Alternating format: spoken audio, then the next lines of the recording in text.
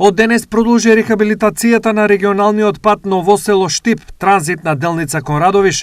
Инвестицијата е вредна 11 милиони денари, а средствата се од јавните предпријатија за државни патишта. На лице место увид за градежните активности вршеа министерот за транспорт и врски Благој Бочварски и директорот на Македонија пат Костадин Ацески. Денеска можам да најавам дека започнуваме со јужната страна или излезот на Штип кон Штипско Новосело, каде што почнуваме со реализација на проект од 11 милиони денари. Работиме на рехабилитација на делот од патниот правец транзит Штип Новосело. Во моментов екипите на јавното предпријатие Македонија пат работат на рехабилитација и реконструкција на патни правци низ целата територија на државата. Штип сега на најдобар начин е поврзан со Радовиш и Кочани, а Министерството за транспорт и врски инвестираше и во други важни проекти во градот.